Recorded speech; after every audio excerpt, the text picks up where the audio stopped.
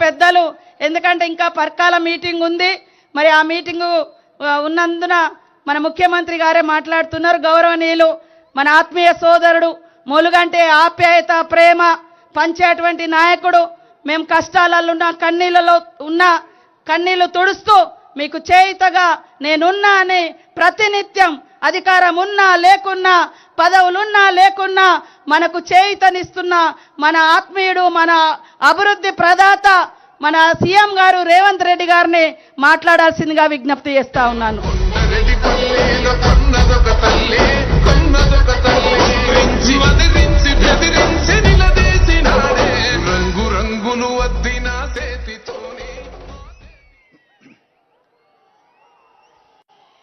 మిత్రులారా,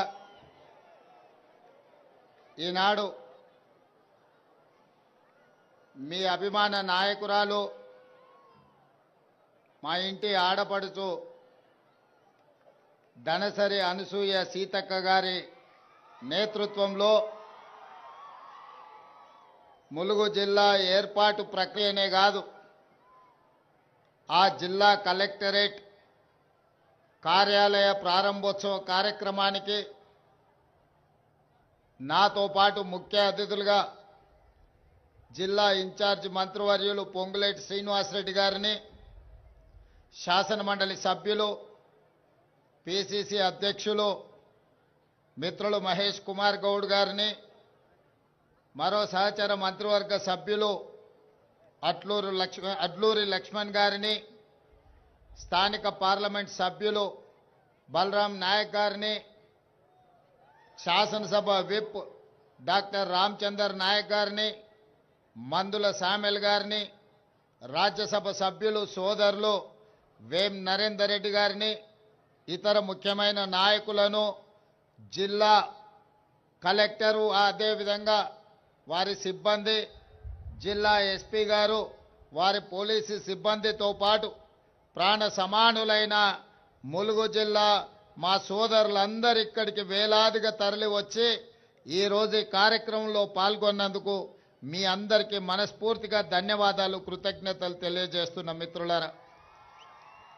మిత్రులారా, ఆనాడు పిసిసి అధ్యక్షుడిగా పాదయాత్ర మొదలు పెట్టాలి, ప్రజల సమస్యలు తెలుసుకోవాలి, సమస్యల్లో ఉన్న ప్రజలకు ఒక భరోసా విశ్వాసాన్ని కల్పించాలి, ఇందిరమ్మ రాజ్యం వస్తుంది, దళితులు గిరిజనులు ఆదివాసీలకు మేలు జరుగుతుంది అని పాదయాత్ర మొదలు పెట్టాలని ఆనాడు పార్టీ నిర్ణయించింది. వివిధ ప్రాంతాల ప్రతిపాదనలు వచ్చినాయి. తూర్పున ఆదిలాబాదు భద్రాచలం కానీ లేకపోతే నా సొంత జిల్లా అలంపూర్ అచ్చంపేట కానీ వివిధ ప్రాంతాల నుంచి పాదయాత్ర మొదలు పెట్టాలని ఎంతోమంది అభిమానంతో సూచన చేసినా మేమందరం నిర్ణయించుకొని వేం నరేందర్ రెడ్డి గారు ఇతర నాయకులు అందరం కూర్చొని సమాలోచన చేసి మన ఇంటి ఆడబడుచైన సీతక్క ములుగు సమ్మక్క సారలమ్మ ఆశీర్వాదం తీసుకొని ఈ ప్రాంతం నుంచి పాదయాత్ర మొదలు పెడితే ఇక మనకు తిరుగు ఉండదు, తప్పకుండా పేదల రాజ్యం వస్తుందని ఆనాడు పెద్దలు సూచించడంతో ఈ జిల్లా ఈ ప్రాంతంలోనే పోరాటానికి పౌరుషానికి మారు పేరైన సమ్మక్క సారలమ్మను దర్శించుకొని అక్కడి నుంచే మొట్టమొదటి అడుగు పాదయాత్రని ఇక్కడి నుంచే మొదలు పెట్టడం జరిగింది. ఇక అక్కడి నుంచి వెనుదిరిగి చూడలేదు. రాష్ట్రం నలుమూలలా ప్రజల దగ్గరికి వెళ్ళినాం, ప్రతి గూడానికి ప్రతి గుండెకు చేరినాం, ప్రతి తలుపు తట్టినాం, ప్రతి పేదవాడిని కలిసినాం, వాళ్ళ సమస్యలు తెలుసుకున్నాం, వాళ్ళ సమస్యలకు పరిష్కారం ఇస్తామనే ఒక భరోసాను కల్పించినాం. ఆ భరోసాతో ఈనాడు తెలంగాణ రాష్ట్రంలో 4 కోట్ల మంది ప్రజలు ఆశీర్వదించి ప్రజాపాలన ఇందిరమ్మ పరిపాలనను ఈనాడు తెలంగాణ రాష్ట్రంలో ఏర్పాటు చేయడం జరిగింది. ఈ సందర్భంగా ఒక అంశాన్ని మీకు గుర్తు చేయదలుచుకున్నా. ఆనాడు సమ్మక్క సారలమ్మ మీ సమస్యల మీద కొట్లాడినరు. ఈ దండకారణ్యం ఈ అడవి ప్రాంతంలో అన్నలు మీ సమస్యల మీద కొట్లాడినరు. ఈనాడు మా అక్క మీకు నాయకురాలై మీ సమస్యల్ని పరిష్కరించే నాయకురాలుగా సీతక్క ఈరోజు ఆ అడవుల్లో నుంచే వచ్చి ఈరోజు రాష్ట్ర ప్రభుత్వంలో మంత్రిగా బాధ్యతలు చేపట్టి ఒకటొకటిగా మీ సమస్యల్ని పరిష్కరించుకుంటూ ముందుకు పోతున్నది. కోట్లాది మంది దక్షిణ కుంభమేళా స్థాయిలో సమ్మక్క సారలమ్మ జాతర నిర్వహించుకుంటుంటే ఒక అనాథ దేవాలయంగా లేకపోతే అడవి దేవాలయంగా ప్రకృతి వనాలతో ఉన్న దేవాలయ దేవతలని ఆనాటి ప్రభుత్వాలు తెలంగాణ రాష్ట్రంలో నిర్లక్ష్యం చేసినాయి. అందుకే ఆనాడు పాదయాత్ర సందర్భంగా ప్రభుత్వం వచ్చిన తర్వాత ప్రపంచాన్ని ఆకర్షించే విధంగా సమ్మక్క సారలమ్మ దేవాలయాన్ని ప్రకృతి దేవాలయాన్ని వన దేవతలను పూజించుకునే విధంగా ఏర్పాటు చేస్తామన్నాం. ఈనాడు నాకు సంపూర్ణమైన విశ్వాసం నమ్మకం కలిగింది. ఈరోజు పర్యటన ద్వారా మా మిత్రుడు పొంగులేటి శ్రీనివాసరెడ్డి గారు సీతక్క అహర్నిశలు కృషి చేసి మా అట్లూరి లక్ష్మణ్ గారి సహకారంతో అద్భుతమైన దేవాలయాన్ని ఒక రామప్ప దేవాలయం ఒక 1000 స్తంభాల గుడితో పోటీ పడే విధంగా ఈనాడు సమ్మక్క సారలమ్మ దేవాలయాన్ని పూర్తి చేసుకున్నారు. మనస్ఫూర్తిగా వారికి నేను అభినందనలు తెలియజేస్తున్నా. మిత్రులారా, ఈరోజు ఈ ప్రభుత్వంలో మీరు చూడండి, రైతుల విషయంలో కావచ్చు, మాడపడుచుల విషయంలో కావచ్చు, నిరుద్యోగ విద్యార్థుల నిరుద్యోగ యువకులు విద్యార్థుల విషయంలో కావచ్చు, ఈ ప్రభుత్వం ఒక పక్కా ప్రణాళికతో ముందుకు వెళ్తుంది. ఈ ప్రాంతాలను అభివృద్ధి చేయాలని మీకు నీళ్లు గోదావరి పక్కన పోతున్న ములుగు ప్రాంతానికి నీళ్లు లేవంటే సాగునీటి ప్రాజెక్టుల నిధులు ఇవ్వడమే కాకుండా కేవలం జీవోలలో కలెక్టరేట్ ప్రకటించి కార్యాలయాన్ని నిర్మించకపోతే ఈనాడు ఒక అద్భుతమైన కార్యాలయాన్ని ఇక్కడ నిర్మించుకున్నాం. మా సీతకి ఇంతకుముందే నాకు విజ్ఞప్తి చేసింది, ఈ పక్కనే ఎస్పీ కార్యాలయాన్ని అదేవిధంగా కోర్టు భవనాలను కూడా నిర్మించుకోవాలని. 100% ఈ కార్యక్రమాలన్నిటిని కూడా తొందరలోనే చేపడతామని చెప్పి ఈరోజు నేను మీకు చెప్పదలుచుకున్నా. అదేవిధంగా మిత్రులు శ్రీనివాసరెడ్డి గారు మా సీతక్క ఏదో దేవాలయం మల్లూరు నరసింహస్వామి దేవాలయానికి కూడా మీరు నిధులు మంజూరు చేయాలన్నారు. తప్పకుండా మల్లూరు దేవాలయానికి తొందరలోనే నిధులు మంజూరు చేస్తా. అదేవిధంగా జంపన్న వాగు సమ్మక్క సారలమ్మ జాతరకి ఎంత ప్రాధాన్యత ఉందో జంపన్న వాగుకు అంతకంటే ప్రాధాన్యత ఉన్నది. ఈనాడు జంపన్న వాగులో చెక్ డ్యాములు కానీ లేకపోతే ఇక్కడ ఘాట్లు కట్టడం ద్వారా స్నానాలకు భక్తులకు ఏర్పాటు చేయాల్సిన అవసరం ఉన్నది. అందుకే జంపన్న వాగు మీద సాగునీరు విధంగా అదేవిధంగా ఇక్కడికి వచ్చే భక్తులకు సౌకర్యాల కోసం జంపన్న వాగును కూడా 100% అభివృద్ధి చేస్తామని చెప్పి ఈ సందర్భంగా మీకు అందరికీ తెలియజేస్తున్నా. ఇదే కాకుండా ఈ ప్రాంతానికి సాగునీరు ఎంతో అవసరం. ఈ ప్రాంతంలో ఉన్న ఆదివాసీ బిడ్డలు కష్టానికి మారు పేరు. మరి మీ కష్టాలను తీర్చాలంటే మీకు సాగునీరును అందించాలి. మీ సాగునీటికి సంబంధించిన ప్రాజెక్టులు తొందరలోనే శ్రీనివాసరెడ్డి గారికి నేను ఆదేశాలు ఇస్తున్నా.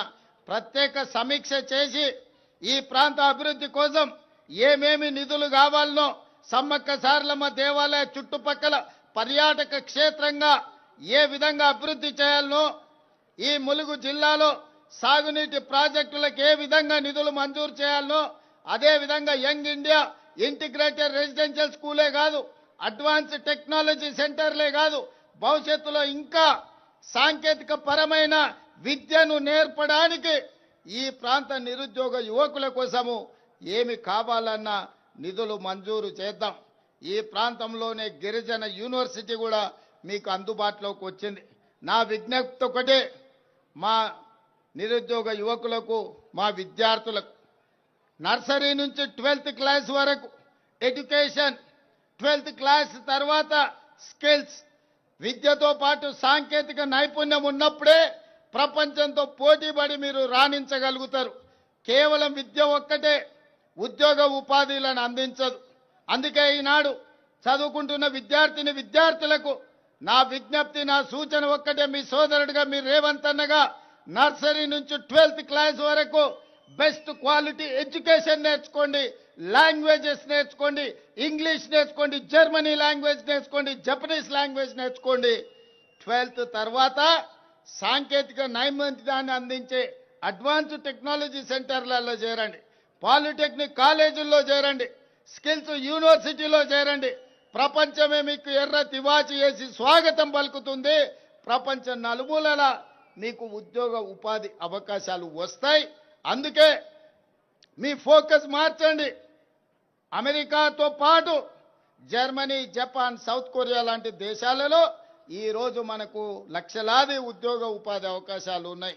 దానికోసం సంసిద్ధులు కండి. మీకు జర్మనీ, జపానీస్, కొరియన్ లాంగ్వేజ్ నేర్పించడానికి మన ప్రభుత్వం సంపూర్ణంగా ప్రయత్నం చేస్తుంది. అదేవిధంగా మా అక్కలు, మా ఆడబిడ్డలు ఎక్కడ చూసినా దసరా పండుగ నాడు పాలపిట్టలాగా కనిపిస్తురుగో బ్లూ కలర్ చీరలు కట్టుకొని.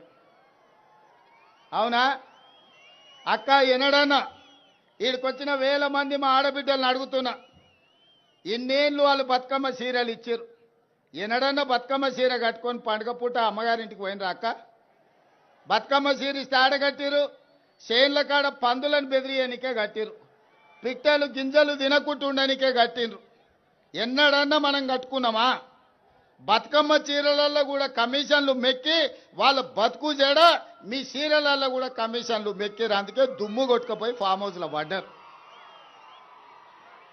అందుకే ఇవాళ మా ఆడబిడ్డలకు, మా పుట్టింటి ఆడబిడ్డలకు పండుగ నాడు పెట్టే చీర సారె అని చెప్పి సమ్మక్క సారలమ్మ బిడ్డలకు సారె పేరు మీద చీర పెడితే వేలాది మంది ఇవాళ మా ఆడబిడ్డలు నన్ను ఆశీర్వదించడానికి మా తమ్ముడు వచ్చిండు, మా అన్న వచ్చిండు, మా రేవంత్ అన్న వచ్చిండు అని చెప్పి వేలాది మంది మీరు ఆశీర్వదించడానికి ఇక్కడికి వచ్చారు. ఈ చీర డిజైన్లో కానీ ఈ చీరల సెలెక్షన్లో కానీ సంపూర్ణంగా సీతక్క భాగస్వామ్యం తీసుకొని ఈ యొక్క అద్భుతమైన చీరల్ని మీకోసం తయారు చేయించారు. ఈ సంవత్సరం, పోయిన సంవత్సరం పాలపిట్ట రంగు చీరలు ఇచ్చినాం. ఈసారి చిలకపచ్చ చీరల్ని ఈసారి డిసెంబర్లో మా అక్కలకు పంపించబోతున్నా సారే కింద. మళ్ళసారి నేను వచ్చినప్పుడు మీరు ఆ చీర కట్టుకొని నాకు వస్తే కడుపు నిండా సంతోషం అవుతుంది. మా ఆడబిడ్డలందరూ కూడా నన్ను ఆశీర్వదించడానికి వచ్చిండ్రు. మీరు అండగా నిలబడండి, మీ సమస్యలన్నిటిని పరిష్కరిస్తా. ఒక పక్కన రక్తం పంచుకొని పుట్టకపోయినా మా సీతక్కను ఇంటి ఆడబిడ్డ కింద నేను చూస్తున్నా. ఇంకో పక్కన ఇంకొకడు ఉన్నాడు, రక్తం పంచుకొని తొడబుట్టిన ఆడబిడ్డను కూడా ఆస్తిలో భాగం ఇవ్వాల్సి వస్తుందని ఇంట్లోకెళ్ళి బయటికి మెడలు పట్టి దొబ్బిండు. ఇంత దుర్మార్గం ఉన్నది. సొంత చెల్లెలకే న్యాయం చేయలేనోడు తెలంగాణ రాష్ట్రంలో 2 కోట్ల మంది ఆడబిడ్డలకు న్యాయం చేస్తాడా? కన్న కొడుకు దుర్మార్గంగా వ్యవహరిస్తుంటే దౌడ మీదంగా పెట్టి కొట్టాల్సిన తండ్రి ఫామ్ హౌస్లో బోర్లో వండుకున్నాడు. కొడుకు తప్పుడోడైతే సరిదిద్దాల్సింది తండ్రి కాదా? ఇవాళ సొంత బిడ్డని ఇంట్లోకెళ్ళి బయటకు వెళ్ళగొడుతుంటే కొడుకు, తండ్రి మౌనంగా ఉన్నాడంటే ఆ నేరంలో తండ్రి కూడా సగం భాగం ఉన్నట్టే. అట్లాంటి తండ్రి కొడుకులు మన రాష్ట్రానికి దాపురించిండ్రు. వీళ్ళే ఈ తెలంగాణ రాష్ట్రానికి శనీశ్వరులు, తెలంగాణ రాష్ట్రాన్ని పట్టి పీడిస్తారు. అతనికంటే గనుడు ఆచంట మల్లన్న అన్నారు. తండ్రి కొడుకులు ఇంట్లుంటే ఆ మేనల్లుడేమో రాష్ట్రంలో కరువు రావాలి, వర్షాలు కురవద్దు, ప్రజలు చావాలి అని తమిళనాడు, కర్ణాటక రాష్ట్రాలలో పోయి అఘోర పూజలు, క్షుద్ర పూజలు, చేతబడి పూజలు చేస్తున్నాడు. ఇట్లాంటోడు ఎవడన్నా ఉంటాడా? అధికారం పోతే ప్రజల సావు కోరుకుంటాడా ఎవడన్నా? ఇంత సన్నాసులు ఈరోజు రాష్ట్రంలో ప్రతిపక్షంలో ఉన్నారు. కాబట్టి వాళ్ళు ఎన్ని పూజలు చేసినా, ఎన్ని క్షుద్ర పూజలు చేసినా, అఘోరారావు గారు అఘోర పూజలు చేసినా దేవుడు మన వైపు ఉన్నాడు. ఎందుకంటే మన ప్రయత్నానికి దైవ సంకల్పం కూడా తోడైంది. కాబట్టి ఎలినినో సందర్భంలో కూడా ఎల్లంపల్లి ప్రాజెక్టు నిండింది. ఇవాళ ఈ ప్రాంత వానలు పడ్డే హెలికాప్టర్లు వస్తుంటే సీనాన్ని అడిగిన, మొత్తం ఎక్కడ చూసినా పొలాలలో, చెరువులలో నీళ్లు కనిపించినాయి.